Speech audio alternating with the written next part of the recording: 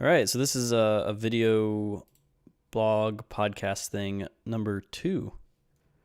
Um, I'm not quite sure what I was going to talk about today.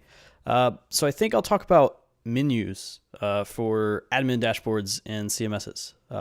I made a little bit of a mention on this when I was starting to work on Short Round, and I said something like I have a delusion of grandeur for something else about CMSs. And I've been working with my friend and quality assurance engineer Josh over at Flowcode, and we started working on how we can make the admin areas for our sites a little bit more interactive, because it's really annoying that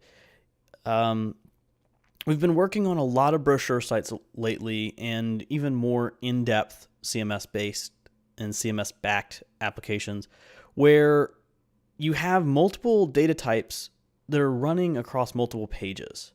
So we wanted to kind of unify this and make it feel really, really good for the admins to be entering data, so that it doesn't become a chore. Because the second it becomes a chore, you're going to run into two different issues. The first issue is that people are not going to want to use the system, and especially when it's internal stuff, the developers get blamed on that. So when it's hard to use and people don't start entering information and keeping the site up to date, the developers end up getting the brunt of the blame for this.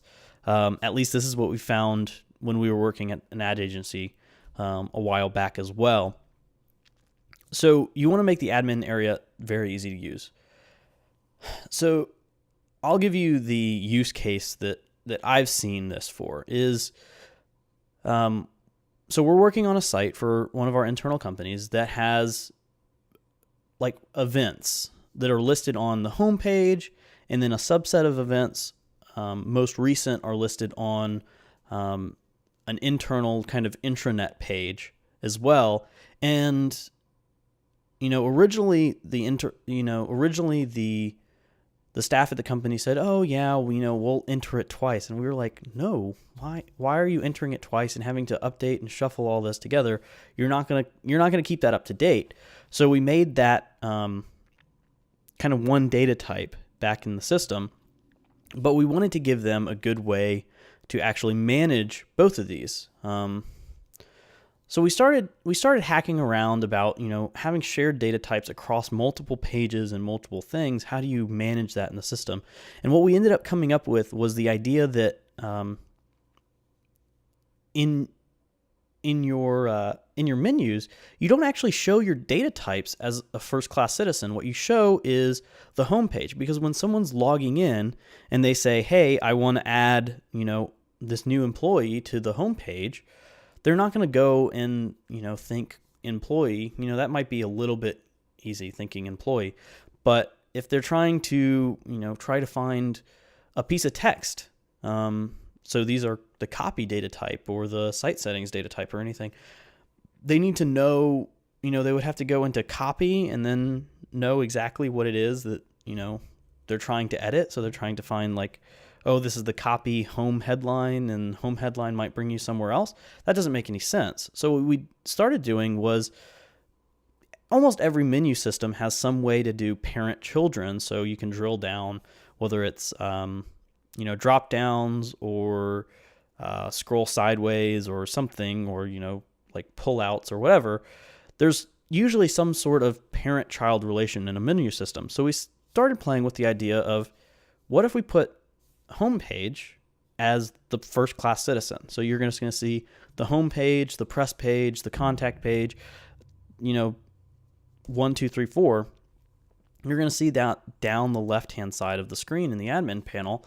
And then when you click on those, you then are greeted with, here are employees, or here are employees that show up at the top because they're important, or which is even a subset of the same data type, actually. And then we've just done some really, really, just not clever, not really hard or anything, just some small stuff around making that easier for somebody to use, instead of having to remember, these are the people that show up and I have to sort them properly and do all that. You're just seeing only what's in that data type. Wow, that's 5 minutes already. I'm not trying to stick to 5 minutes particularly, but it's a good idea. So the other thing that we started doing was things like copy and site settings. We throw those down, and then we have even another bump out. So you don't click on copy and see just the subset of all the copies for that page. You just click on it, and there's a menu for all the different types of copy that might be available on the page, or all the site settings that matter for this page, or whatever. So that's sort of my idea on menus. I have a lot more to talk about when it comes to CMSs, and I think I'm going to do something that's not directly web development related on the next one. But so that's just kind of my blog, and that's an idea. Just for an update, I usually do long form articles on my own blog, but I've thought about what about video? I can do it really fast. I can pump it out, throw it on YouTube, and just be creating more instead of having to deal with editing and just all this hassle of actually hitting the send button on a post.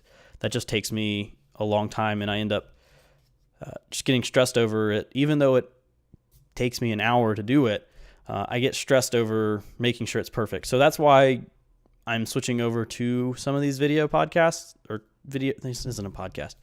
Some of these video journals instead of doing that, just so I want to keep updated, and I want to be creating more content. So once, twice a week.